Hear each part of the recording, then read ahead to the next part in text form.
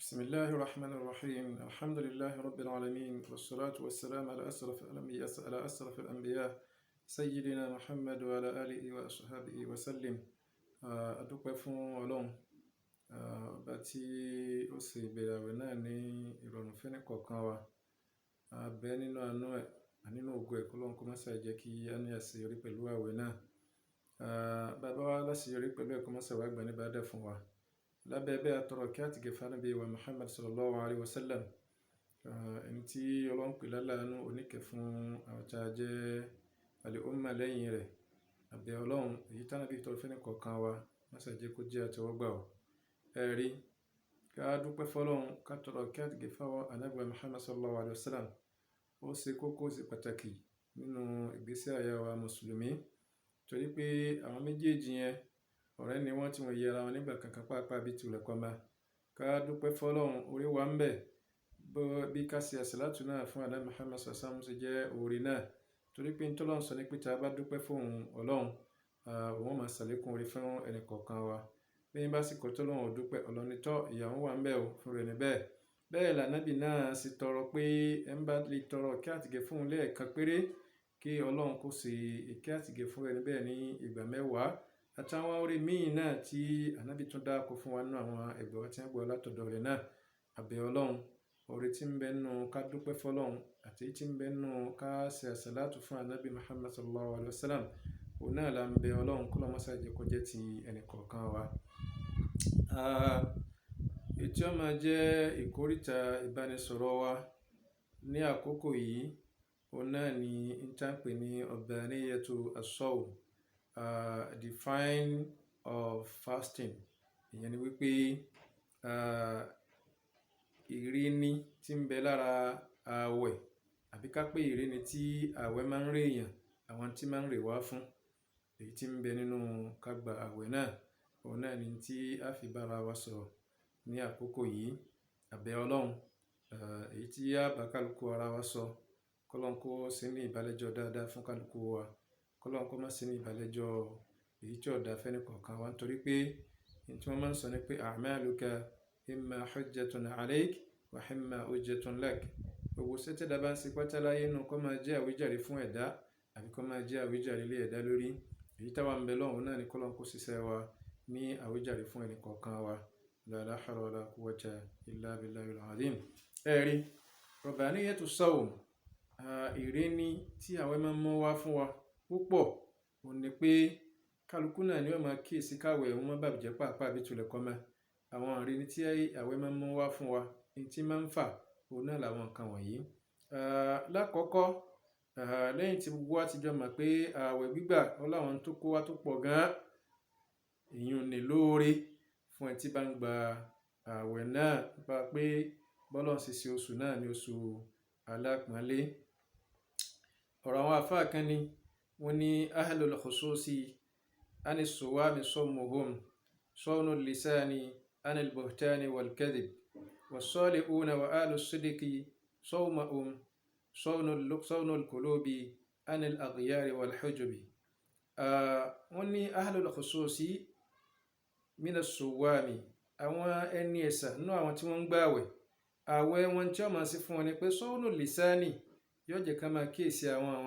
anil buhtan níbi máa dáadáa parọ́ máyà wal kadhbi àbí kíyàn tiẹ̀ máa parọ́ gangan fún ara rẹ̀ was-salihuna àwọn tí wọ́n bá jẹ́ àwọn ẹni rẹ̀ wa ahlus sidqi tí wọ́n sì jẹ́ àwọn èèyàn olódodo àwẹ̀ tí wọ́n náà ní tí wọ́n máa ṣe fún wọn ni pé sawnul qulubi yóò máa bá wọn kíyèsí ọkàn wọn anil aghyar níbi máa pẹ̀gàn wal ujubi àbí kíyàn máa ṣe mùtòmùtò àwọn ìríní tí àwẹ̀ máa mú wá fún yàn òun náà làwọn nǹkan wọ̀nyí wọ́n á ní ẹ̀rí was-sawm ìtànpìláwọ̀ madrasatan rabbaniyya ilé ẹ̀kọ́ ìríní ni ò lè tọ́jẹ́ wípé yóò máa rí ni lọ́nà wo mahdanul imani ní ìgbàgbọ́ ti òótọ́ tòdodo yatalaqqa bi as-sa'imu durusun wal akhlaq lè tọ́jẹ́ pé tí bá ń gbààwẹ̀ yóò máa bá pàdé àwọn ẹ̀kọ́ àtàwọn àwà tó dáa nínú àwẹ̀ gbígbà wa yatarabba ala jamil ittiba'i gẹ́gẹ́ bẹ́ẹ̀ nírú ẹni bẹ́ẹ̀ ó sì máa lẹ́kọ̀ọ́ àwọn ẹ̀kọ́ èyí tó ṣẹwà tó dáa ní tí ọ̀pọ̀ ọmọlúwàbí lé ẹ wá rí nínú àwọn rabbaniyatu sawm ìyẹn nípa àwọn ìríni tí àwẹ̀ máa ń mú wa. Àkọ́kọ́ ó ní pé ghadhul basari an maharimillah, yóò mú kí èèyàn ká ojú yẹn kúò níbi gbogbo ohun tí Ọlọ́run bá ṣe léèwọ̀ pátá, ìyẹn ò ní máa wo ìwòkúwò. Nígbà tí Ọlọ́run sọ fún Ànábì Muhammad sallallahu alayhi wa sallam, Ọlọ́run ní kulil mu'minin, ìrẹ́ Ànábì o, sọ fáwọn tí wọ́n jẹ́ olùgbàgbọ́ sí mi Ọlọ́run lódodo, yaghuddu min absarihim, kí wọ́n rẹ ojú wọn lẹ̀, wa yahfadhu furujahum, bẹ́ẹ̀ náà ni kí wọ́n sì kíyèsí pamọ́ wọn. Dhalika azka lahum, Ọlọ́run lélẹ̀ ni yóò fọ̀ wọ́n mọ́. Inna Allaha khabirun bima yasna'un, nítorí pé Ọlọ́run ọba ó nímọ̀ nípa gbogbo tí kálukú ń ṣe o. Kódà ní ìdá tọkùnrin nìkan, bẹ́ẹ̀ náà ló sọ fáwọn obìnrin pé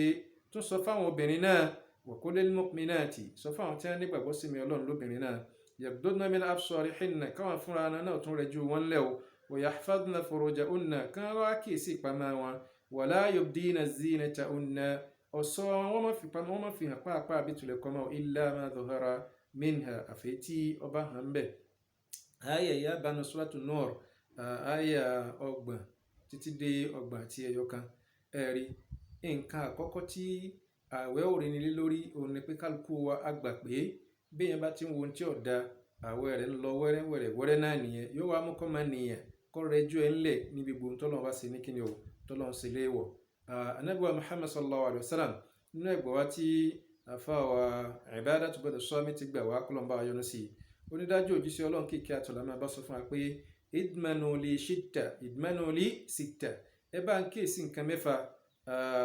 min anfusikum, látọ̀dọ̀ ara yín o, admanu lakum aljanna, èmi náà bá ń kíyèsí aljanna o, bẹ́ẹ̀ bá tilẹ̀ kíyèsí àwọn nǹkan mẹ́fẹ̀ẹ̀fà yìí. Alákọ̀ọ́kọ́ ọ̀nà isduqu, ẹ máa ṣe òdodo, idha haddathtum, nígbà tí ẹ bá ń sọ̀rọ̀, wa awfu, gẹ́gẹ́ bẹ́ẹ̀ náà ni ẹ máa pé àdéhùn, idha wa'adtum, nígbà tí ẹ bá bá yàn ṣàdéhùn o, wa addu, bẹ́ẹ̀ náà ni ẹ máa pé ní tẹ́ ń pè ní fàyàbalẹ̀, idha tu'imtum, nígbà tí wọ́n bá fi nǹkan fàyàbalẹ̀ pamọ́ sí lọ́dọ̀, wahfadhu furujakum, kẹ́sì wàá máa kíyèsí pamọ́ yín, wa ghaddu absarakum, bẹ́ẹ̀ náà ni tẹ́ ń pè lójú yín ẹ̀rẹ̀ ńlẹ̀ o, wa kaffu aydiyakum, ọwọ́ yín náà nípa ìmáàmá fi ṣèyàn sùtá ẹ kíyèsí. Ànábì sàṣánjó yé wa pé àwọn nǹkan mẹ́fẹ̀ẹ̀fà yìí lè tọ́jẹ́ pé kárẹ́jú wa ńlẹ̀ ń bẹ́ nù nǹkan mẹ́fẹ̀ẹ̀fà yẹn náà, ó ní tá a bá ti lè kíyèsí àwọn nǹkan mẹ́fẹ̀ẹ̀fà yẹn, òun náà sì kíni o, òun náà kíyèsí àlùjánnà fún wa. ìyẹn ò ní pé bí yẹn bá gbìyànjú láti sa àwọn nǹkan mẹ́fẹ̀ẹ̀fà yẹn, yóò jẹ́ nínú àwọn tánà Muhammad sàṣáwó sí pé wọn fà àlùjánnà tó bá jẹ́ gbọdọ̀ kíámà. ìyẹn ò ní nìkan kọ́ nínú àwọn ìgbà wa míì náà, Ànábì kíkẹ́ àti ọmọ sọ wa pé ó ní là fún ẹni tí wọ́n pè ní Ali, fún àfáà Aliyu yẹn sọ̀hábà Ali kọ́lọ́mbà yẹn sí, ó ní yá Aliyu, mo pè rẹ Aliyu, la tattabi'u an-nadharata an-nadhara, ìyẹn ni pé má máa wò yàn níwọ̀ kíní ìwọ̀ kejì, fa inna dhalika al-ula, ó ní èrí etí o wò lákọ̀ọ́kọ́ yẹn o, ìwọ ló ní o, fa inna laka al-ula, ètò wò lákọ̀ọ́kọ́ ìwọ ló ní o, wa laysa laka al-akhara, ìmí ìtọ́ báyìí wò báyìí kìí sì wọ ló ní pàápàá o. Wa fi sahih Muslim, nínú ẹgbẹ̀ wá tí Imam Muslim gbà wá látọ̀dọ̀ àfáwà Jarir ọmọ Abdullah kọlọmbà ayọ́nusọ̀ náà, ó sọ fún wa pé mo bí òjíṣẹ́ Ọlọ́run bá lẹ́yìn kíkẹ́ àtọ̀lá máa bá an-nadharatul fujha, ìyẹn ni pé tí n bá déédéé tí mo kàn tí èdè pé bí mo kàn ṣe mistake láti wò ó, mo kàn wò ó kì í ṣe pé mo máa ń mà wò ó ni o. Ànábì wa sọ pé amarani, ó pa mí láṣẹ an ansarifu basari, bí n bá ti lè mistake láti wò kí n yá sí kíni o, kí n yá tètè gbójú mi kó ń bẹ̀. bẹ́ẹ̀ náà làfáà wa Ibn Mas'ud sọ fún wa pé hifdhul basar, ìmá kíyèsí tí ń pè ní ojú, ashaddu min hifdhi al-lisan, ó lágbára ju kéèyàn máa kíyèsí ahọ́n rẹ̀ lọ. gẹ́gẹ́ bẹ́ẹ̀ lọ sọ fún wa pé al-hifdhu ń tí ń pè lẹ́sẹ̀, ó ní o hiwazul qulubi, ara ń tọrọ kiri ká ọkàn náà ni. ó ní ma min nadhara, kò sí wò téèyàn máa wò, illa wal shaytani fi matma'u, àfikọ́ yẹ pé ṣètọ́nù yóò yẹn tí ó wà ń tó sí ẹ̀ tí ó máa sì yẹn lójú pọ̀nmọ̀ síbi ntẹ̀ yẹn wò yẹn. so ká rẹjú wá ńlẹ̀ nínú àwọn tí Ramadan, ẹ̀kọ́ tí ó kọ́ wa, tí ó fi kọ́ wa, òun náà nìyẹn rí tí ó rí wálé lórí, òun náà ní ká rẹjú wá ńlẹ̀ nínú oṣù tá a wẹ̀, torí pé gbogbo wa la mọ̀ pé bẹ́ẹ̀ bá ti di pé ń fojú ẹ̀ wò kú wò, àwẹ̀ rẹ̀ ó ń lọ náà nìyẹn. kò wá sẹ́nìkan tó fẹ́ fi ibi panú, tó tún wá fẹ́ kí ìfi ibi panú òun nìkan wá já sásán níwájú Ọlọ́run. kọ́lọ́mọ́ sì wá ní amilatun nasiba, àwọn kan bẹ tí wọ́n ṣiṣẹ́ tí iṣẹ́ náà yóò rẹ̀ wọ́n lórí iṣẹ́ tí wọ́n ṣe wọn, gẹ́gẹ́ bọ́lá sọ fún wa ó ní ṣùgbọ́n pẹ̀lú ẹ̀kọ́ tasla naran hamiya wọ́n tún wá wo náà eléjò fòfòfò náà. láàyè míì náà suratul Furqan ọlọ́run láwọn tá à ń sọ iná wa qaddimna ila ma amilu min amalin wọ́n ti sẹ́ síwájú àwọn ọlọ́run tí sẹ́nu ti ẹ̀yà yìí tí ó wúwo tí ó pọ̀ fajalnahu haba'an manthura ṣùgbọ́n gbogbo yẹn sì ti síwájú náà kò sí nǹkan táwọn ọlọ́run fi kọjá pé a kú dànù gẹ́gẹ́ bí ẹgbẹ̀wò náà nítorí pé gbogbo tí òun sẹ́ wọn wúlò lọ́dọ̀ àwọn ọlọ́run wọn ti bàá jẹ́ láyé ààrẹ náà ní kéèyàn máa wò kú wò bẹ́ẹ̀ wá ni kò wá sẹ́nìkan tí ó wá fẹ́ máa gba àwẹ̀ tí ó tún wá fẹ́ kí iṣẹ́ òun àbí ìfipánu òun kó jẹ́ ẹni tí wọ́n kú dànù lọ́dọ̀ ọlọ́run. ẹ̀rí wọn á ní àwọn àǹfààní ń bẹ ń bí kéèyàn rẹ́jú ẹ̀ ńlẹ̀ kódà bí ò tiẹ̀ jẹ́ gba Ramadan pàápàá bí ò jẹ́ gba àsìkò téèyàn ń gbà wá gba Ramadan àǹfààní tó pọ̀ òun náà ló wà fún wa bí kárẹ́jú wa ńlẹ̀ èyí tí ọlọ́run bá fún wa nígbà láàyè inú ẹ̀ á sì kí ni ó á kà á fún wa. wọ́n sọ fún wa pé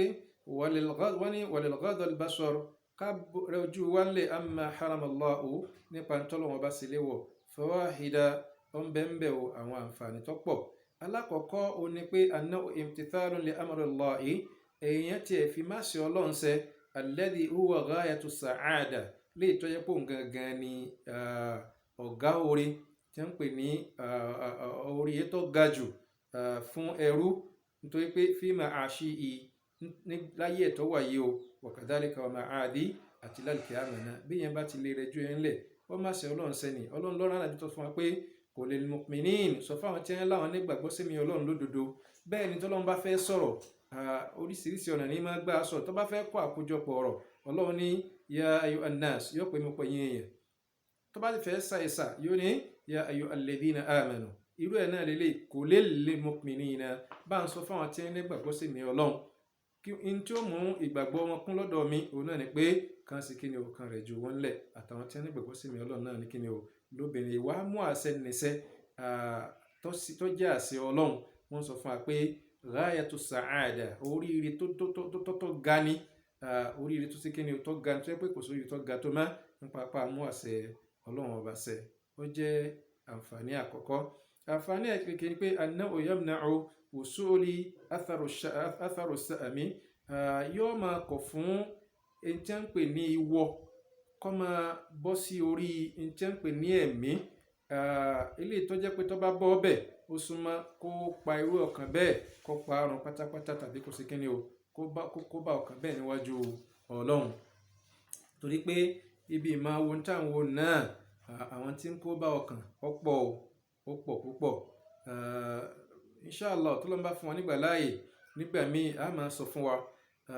bí ọ̀rọ̀ tí àwọn afáà kan sọ ni wọ́n sọ fún wa pé kò sẹ́ni ọ̀rọ̀ Yorùbá wọ́n ní kò sẹ́ni tí ọmọ ọkọ òjijì ni ọmọ àlè dé báyàn kí làwọn tí máa ń fa tí máa ń ṣokùnfà kọ́ ọmọ àlè ó dé báyàn ní tí wọ́n pè ní su'ul khulqi àwọn àwà tí ò da ọ̀nà onímọ̀gbà ṣẹlẹ̀ sí yàn kí sì làwọn nǹkan tí èèyàn lè ṣe tó fi lè kí èsà rẹ̀ kó níbi kíni o níbi àwọn àwà tí ò da yẹn ara ẹ̀ náà lè ta aṣọ ńsìn tí èèyàn bá ń rẹjú ẹ̀ ńlẹ̀ yọ ọkọ̀ fún yàn káwọn orí pa nǹkan àwọn orí pa yẹn ni pé àwọn ìwọ èyí tó lè kó bá ọkàn tí ó wàá sọ yàn dèèyàn bú kó ṣe kíni o yóò kíyèsí yẹn nípa kíni nípa rẹ̀ àǹfààní ẹlẹ́ẹ̀kejì òun náà nìyẹn. àǹfààní ẹlẹ́ẹ̀kẹta ni pé annahu yurathu lil qalbi anasan billahi yóò jẹ́ kọ́kàn ojogún ìmọ̀ràn kan ọlọ́run ní gbogbo ìgbà tọkàn rẹ̀ ò ní sí ń gbomi pàápàá jọ̀dọ̀ ta ni lọ jọ̀dọ̀ ọba tó dáa lọ. ẹlẹ́ẹ̀kẹrin bẹ̀ annahu yaqwiyal qalbi yóò máa fún ọkàn lágbára wayafrah yóò sì máa dùn ọkàn nú nígbà tó bá ti jẹ́ pé yóò gbà pé tóun ṣe ní ìbáàdà ní fọlọ́wọn ọba kama an nadhari gẹ́gẹ́ bó ti jẹ́ pé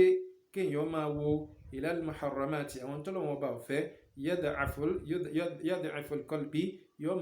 máa jẹ́ kọ́kàn ọ̀lẹ wayahzunu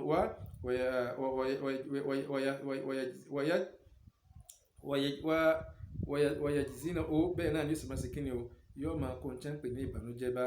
ọkàn. ìtọ́jẹ́lẹ̀ karùn-ún ó ní ghaddul basari ká rẹjú wánlẹ̀ yaksibul qalb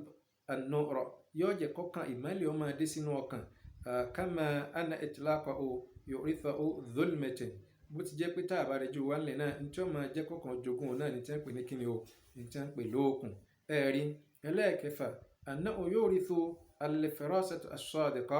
yóò jẹ́ kọ́kàn jogún ní tí wọ́n pè ní kíni o òdodo èyí ni pé ìbá òdodo sábà alladhi yumayyizu bayna al-muhiqqi wal-mubtil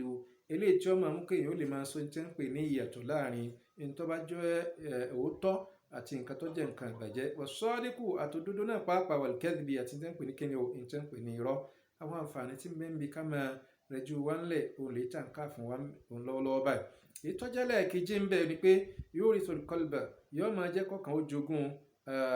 as-sajaa in tí ń pè lákin wa quwwa àti tí ń pè ní kíni o agbára wa yajma'u Allahu lahu bayna as-sultan al-basir bẹ́ẹ̀ náà lọ́wọ́ ṣàkójọ fúnrú ẹni bẹ́ẹ̀ ìmọ̀ níkàpá lórí tí ń pè ní ìrìnà rẹ̀ wal-hujja àtàwọn ẹ̀rí tí bá ń bẹ fún ẹni bẹ́ẹ̀ nípa àwọn àmọ̀dájú tó máa ń fẹ́ fún ẹni bẹ́ẹ̀ wa sultan al-qudra bẹ́ẹ̀ náà ló sì jẹ́ kíni ẹni bí ọmọ ní agbára tí ń pè ní kíni ògo wal-quwwa àti kíni agbára gẹ́gẹ́ fún ara rẹ̀ èyí tó jẹ́ lẹ́ẹ̀kẹjọ annahu yasuddu ala shaitan ìní pé yóò máa kọdínà fún shaitan madkhalahu ila al-qalbi láti má jẹ́ kó ráyè wọnú tí ń pè lọ́kàn torí pé shaitan fa innahu yasra ila al-qalbi ma'a an-nadra a máa yára wọnú ọkàn pẹ̀lú ìmáwo ìwòkúwò asra min al-hawa ila al-makan al-khali ní ìyáraju ọ̀nà tí ń pè ní fẹ́ẹ́nu máa ń yára wọ ọkàn lọ bí shaitan máa bọ́ sínú ara èèyàn in fact ó di ọ̀kọ́lọ́n kó kéè sẹ́ni kọ̀ọ̀kan wa èèyàn dìdàkudà nìyẹn lórí látara bẹ́ẹ̀ ni shaitan náà yóò sọ ọmọ ènìyàn dídá létí ọ̀dà ètò jẹ́lẹ̀ kẹsàn-án òun náà ni pé annahu yafrugu al-qalba ila masaliha yóò jẹ́ kí ọkàn ó máa wúlò àbí kó máa ro àwọn nǹkan tí ó dáa tí ó sì láǹfààní wal inshaghalu biha kó sì máa ní ìka ìrójú pẹ̀lú àwọn nǹkan tó dáa yẹn pé àwọn nǹkan tó dáa ni ó máa wò ṣe gbogbo tí ó dáa pátá kò ní máa wo ọkàn sí ìtọ́jẹ́lẹ̀ kẹwàá ń bẹ̀ òun ni pé idha fasada an-nadar fasada al-qalbu ìtẹ́ pè ní ìrántọ́ bá ìbàjẹ́ pátá tó bá ìbàjẹ́ o ọkàn náà sì kí ni ọkàn bàjẹ́ ni o wa idha al-qalbu fasada wa idha al-qalbu ọkàn gẹ́gẹ́ fún ara tó bá ìbàjẹ́ o ìtẹ́ pè ní ìrántọ́ sì kí ni òun náà bàjẹ́ náà nìyẹn fa inna baynahuma munafidan torí pé nǹkan kan bẹ láàrin méjèèjì láàrin ọkàn àti ìtẹ́ pè ní ìríran munafidan nǹkan kan bẹ láàrin méjèèjì tí ń ṣiṣẹ́ papọ̀ yashghilu ahaduhuma bihi al-akhar tó jẹ́ pé ìkọ́ máa gbàṣẹ́ fún kíni o yóò máa gbàṣẹ́ fún ìkejì ni so àwọn nǹkan wọ̀nyí òun náà làǹfààní tí yóò mú wá fún wa ìyẹn tá a bá lè rẹ ojú wa ńlẹ̀ èyí gan fún wa ó tó lọ́tọ̀ tó bá jẹ́ pé ẹnu táàrí ń bi kárẹ̀ ojú wa ńlẹ̀ òun náà làwọn nǹkan wọ̀nyí a tún wá ń bèèrè pàǹfààní tí ó sì fún wa ó ju àwọn nǹkan tí a kà á lẹ̀ fún wa yìí lọ so ká gbìyànjú ẹnì kọ̀ọ̀kan wa kárẹ̀ ojú wa ńlẹ̀ ká má sì iṣẹ́ wa ní òfò nínú àwọn èrè ni tí ìtẹ́ǹpì láàwẹ̀ tí ó mú wá fún wa àgbà jùlọ àwẹ̀ Ramadan tí àwa nínú ẹ̀ àwọn nǹkan yìí nìyẹn nǹkan ẹlẹ́ẹ̀kejì nínú èrè tí ó mú wá òun náà ni pé hifdhul lisan kọ́mọnìyàn ó lè kíyèsí ahọ́n rẹ̀ láti má máa fi ahọ́n rẹ̀ sọ ìsọkúsọ àfáwà Nawawi kọ́lọ́nkọ́ bá wa yọ́nú sí ó ní ailam irọ́ ọmọ ìyá mi lọ́mọ pé o annahu li kulli muqallafin gbogbo ẹni tá a bá ti la nǹkan bọ̀ lọ́rùn an yahfadha lisanahu kó máa kíyèsí kíni o ahọ́n rẹ̀ an jami' al-kalam níbi gbogbo ọ̀rọ̀ illa kalaman àyàfọ̀ tó jẹ́ pé tudhiru al-maslahatu fihi tó bá rí pé n tí ó mú wá o náà látúnṣe mata istawa al-kalam tọ́rọ̀ bá ti wá jẹ́ pé àtúnṣe àti ìbàjẹ́ déédéé làwọn méjèèjì jọ rí n tó dáa jù náà ni pé kọ́mọ ni ó sì kíni o súnà ni kó gbé ọ̀rọ̀ nǹkan mọ́ sọ́mà kó gbé jùlẹ̀ ìyẹn ní ó ṣàǹfààní púpọ̀ torí pé o lihannahu yunjizu al-kalam al-mubah ila al-haram aw al-makruh tá a bá ti sọ ń gbà náà yóò sún àbí kó sọ́dà ọ̀rọ̀ tá a bá sọ yóò sọ padà sọ́dà máa wà lọ́wọ́ al-mubahu bóyá ila al-haram láti bí èèwọ̀ lọ síbi kíni o lọ síbi ní tá a fẹ́ tàbí tí àbí ń tọ́kàn kọ̀ wọ́n nítorí pé látọ̀rọ̀ afáwa Thawban kọ́lọ́nkọ́ bá yọ sí náà ó nígbà tọ́lọ́ lọ́wọ́ sọ kalẹ̀ pé walladhina yaknizuna adh-dhahaba wal-fidda wa la yunfiqunaha fi sabilillahi fabashshirhum bi'adhabin alim pé Ọlọ́run ní àwọn tọ́lọ́ ní kí wọ́n rọrọ̀ nípa ń tẹ́ ń pè ní gold àti fàdákà tí wọ́n sì iná sójú ọ̀nà Ọlọ́run èrè ànábì lọ dùn wọ́n nú pẹ̀lú ìyà ẹlẹ́ta ìlérò nínú Suratu Tawbah àyà 34 ìyẹn àyà 24. ó ní ńgbà náà àwọn wà pẹ̀lú ànábì wa Muhammad kíkẹ́ àtọ̀là máa bá lórí ìrìn àjò kan lànàbì wa sọ pé ó wá sọ fún kanáà sọ bá rí pé tọ̀ anzala fi dhahabi wal fidda ma anzala ọlọ́run sọ ń tọ́sọ̀ kalẹ̀ lórí tí wọ́n ń pè ní gold àti fàdákà o law alimna tọ́yẹ pàwọn náà bá máa pè anal mal tí wọ́n ń pè lówó khayrun ètò lórí ń bẹ̀ òun náà ni àwọn nǹkan wọ̀nyí fatakhiduhu àbámu faqala ànábì wa sọ fún apẹ́tọ̀ afdalul lisani ń tó lórí jowó lọ òun náà ni kéèyàn ó sì kíni kéèyàn máa afdalul lisan àbí ká sọ pé ètò lórí jowó lọ òun náà làhán tó dáa àwọn àwòwá ni onídàákìrán èyí tí rántí ọlọ́run wa qalbun shakiran gẹ́gẹ́ bẹ́ẹ̀ náà ló ọkàn tí ń sì kíni o èyí tó ń dúpẹ́ fọlọ́run wa zawjatan mu'minan àtìyàwó èyí tó jẹ́ ìlú gbàgbọ́ òdodo tu'inuhu ala imani èyí tí ó máa ràn yàn lórí kíni o lórí ìgbàgbọ́ èèyàn. So n ti sọ fún wa láàrin ni pé kíkíyèsí ahọ́n wa nípa ìmáfirántí ọlọ́run ó jẹ́ ara n tó lóore ju kíni o ju n tó lóore ju owó lọ. Bí a bá sì kíyèsí dáadáa náà àwọn bàbá wa wọn ò ní ọ̀rọ̀ ní fa ìdáyọnú àpò ọ̀rọ̀ yìí náà ní sì fi ní fa òbèèyàn lápò tó túmọ̀ sí pé ọ̀rọ̀ náà lèèyàn sọ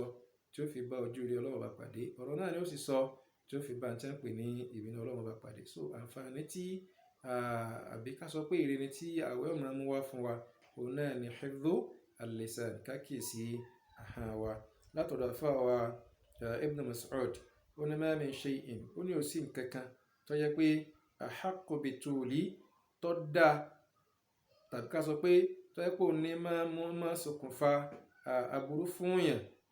ó ti bituli ní tó jágùn ju sijinu minal lisani kéèyàn ó mú ahọ́n rẹ̀ ìyẹn ni kó sọ ọ́nú ẹ̀wọ̀n lọ nígbà tó bá jẹ́ pé kó sọ ọ́nú ẹ̀wọ̀n ni nǹkan tó lóore fún irú ẹni bẹ́ẹ̀. wá ní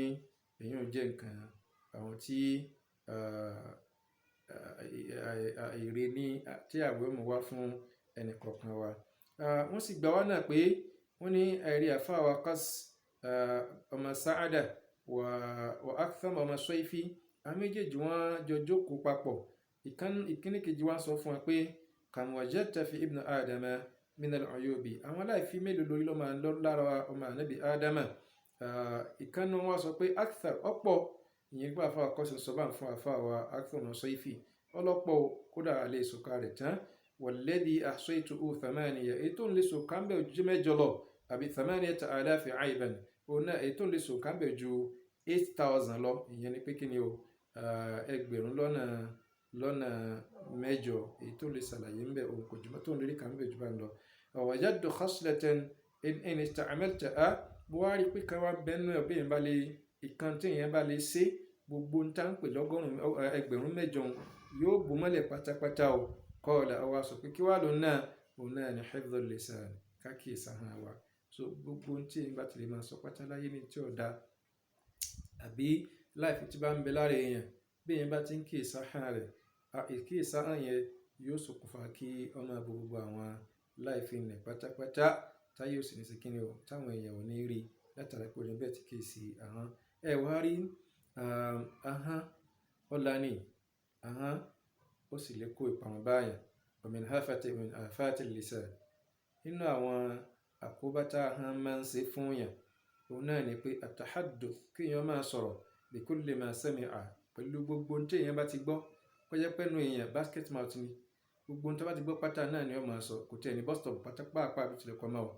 wọ́n á ní nínú ẹgbẹ́ wa tí Imam Muslim gbà wá wọ́n ní kaffa al-mar'u kadhiban ó tó fọ́mọnìyàn kadhiban ní ta lè pè nírọ́ an yatahaddatha ma sami'a kó jẹ́ pé gbogbo ohun tí bá ti ń sọ tó bá ti ń gbọ́ pátá an yuhadditha ma sami'a kó jẹ́ pé gbogbo ohun tó bá ti gbọ́ náà ní sìkìnnì ni ó máa sọ. nínú tírà ọlọ́run ní ya ayyuhalladhina amanu mo pè ní tẹ́ jẹ́ olùgbàgbọ́ òdodo in ja'akum fasiqun binaba'in bí ẹnìkan bá dé wá bá yín pòkì lọ́lọ́run pé gbogbo ẹni tí bá ti máa sọ gbogbo tẹnu ẹ̀ tójú ẹ̀ bá ti rí àbí tẹnu ẹ̀ bá sì kíni o tẹnu tó bá ti ba lẹ́nu. in ja'akum fasiqun binaba'in bí pòkì kan bá dé wá bá yín kódà bójú òdodo ló gbé wá ó kọ́ tọ́ ló ń pè nìyẹn o títí fatabayyanu ìtọ́lọ́run wá sọ ni pé ẹ ṣèwádìí an tusibu qawman bijahalatin kọ́ máa jẹ́ pé àwọn èèyàn tẹ́ gbé wá bá yín yọ sọ yín dára ẹ̀mẹ̀kan fatusbihu ala ma fa'altum nadimin nígbà yìí náà bá wá ṣe tẹ́ bá ń tẹ́ ń sọ fún ìtẹ́sẹ́ lórí ẹ̀tàn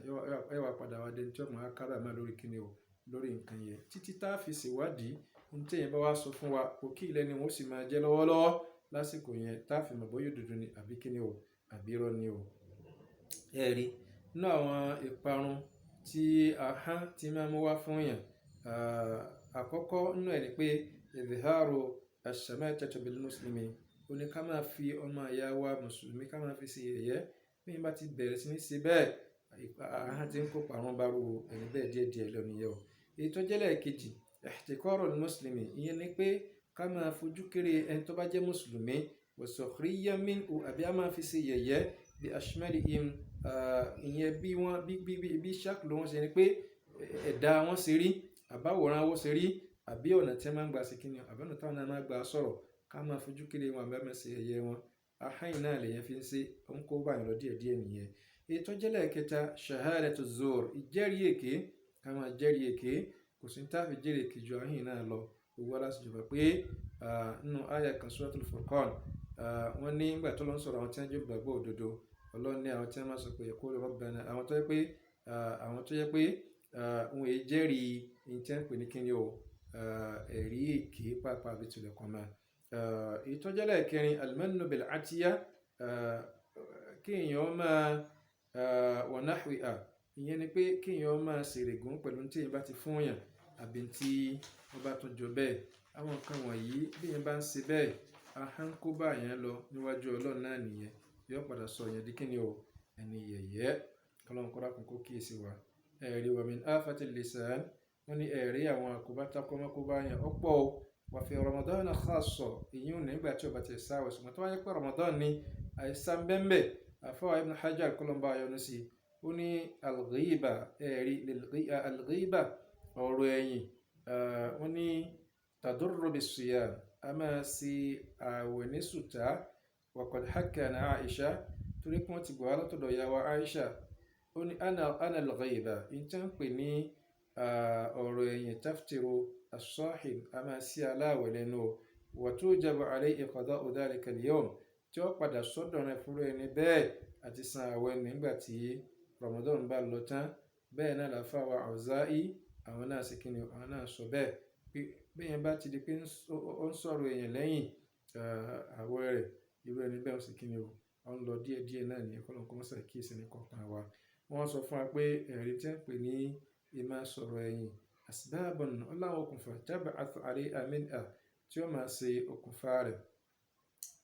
àbí ká sọ pé tí ó máa dálẹ̀ fún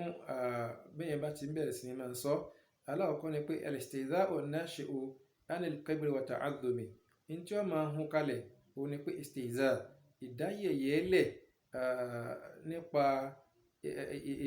ìdáyẹ̀yẹ́ èèyàn lẹ̀ nípa ìtànpé ní ìgbéraga àti mọ́tòmọ́tò, wa tahkirul akharin, tí a sì fi ń kiri ẹlòmíì. wọ́n ní o bisababil hamdi ala ma atahum Allah, bóyá nípa ìmọ̀ dúpẹ́ nípa tọ́lọ́n sí kíni tọ́lọ́n sí fún yàn, ní pé ẹni tí ó máa wo rẹ̀ pé àbọ̀n ló máa ṣe, tí ó wàá máa wọ ẹlòmíì tọ́ ẹ pé tọ̀ ọ̀rọ̀ tí ẹ kú díẹ̀ káàtó pé tọ̀ ọ̀rọ̀ ìlágbájá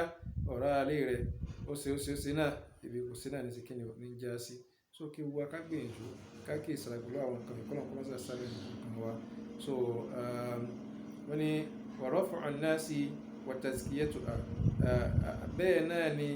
n tí ń pè ní àwọn tí kéèyàn máa sọ̀rọ̀ èèyàn máa dálẹ̀ náà ni pé personality ẹni tí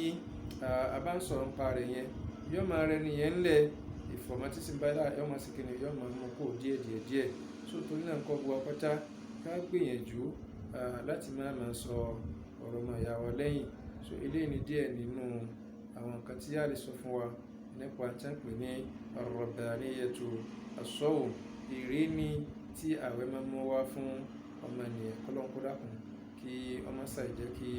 ó jẹ́ àǹfààní fún ẹni tó sọ àtàwọn tá a gbọ́ náà. látara ilé mo ń sọ àsọtẹ́lẹ̀ fúnra mi àtàfáwọn tá a jọmọ ìyá wa náà pẹ̀lú tẹ́ǹpẹ̀ ní kíni o, ìbẹ̀rù Ọlọ́run àti ìtẹ̀rámá tẹ́ǹpẹ̀ ní ìrun. torí pé fama akhraja abdun min ad-dunya bi shay'in aqram, ẹ̀dá ò lè jáde kú láyé pẹ̀lú nǹkan kan tí ó sọ̀dẹ̀ ní àpọ́nlé, wala ahabba ila Allah, tàbí yóò tẹ̀ wá sọ́dẹ̀ tọ́lọ́wọ́n bá nífẹ̀ẹ́ sí min zali taqwa, ju kó pèsè tẹ́ǹpẹ̀ ní ìbẹ̀rù Ọlọ́run bá lọ. wa afdalu shay'in ba'da taqwa Allah, èyí tí ó tún wá lágbára tó sì lọ́lá lẹ́yìn ìbẹ̀rù ọlọ́run òun náà ni as-salat, òun náà ni ìrun kíkí. Nínú àdìsí kan tí wọ́n gbà wá ní istaqimu, ẹ bọ́lọ́run bá yín dúró, wala tu'su, walan ta'su, ẹ má kagara, wa'lamu anna khayra a'malikum as-salat, kí kálukú ọlọ́run mọ̀ pé ètò lórí dunu sẹ́wọ̀n òun náà ni tí wọ́n pè ní kíni o, ní tí wọ́n pè ní ìrun. Kọ́lọ́n kódà kún kọ́mọ́sá kí sẹ́ni kankan wa, kọ́mọ́sá ìgbà ní bàdà fún wa. wala hawla wala quwwata illa billahi al-azim. سبحانك اللهم وبحمدك ونشهد ان لا اله الا انت ونستغفرك ونتوب اليك. سبحان ربك رب العزه عما يصفون والسلام على المرسلين والحمد لله رب العالمين.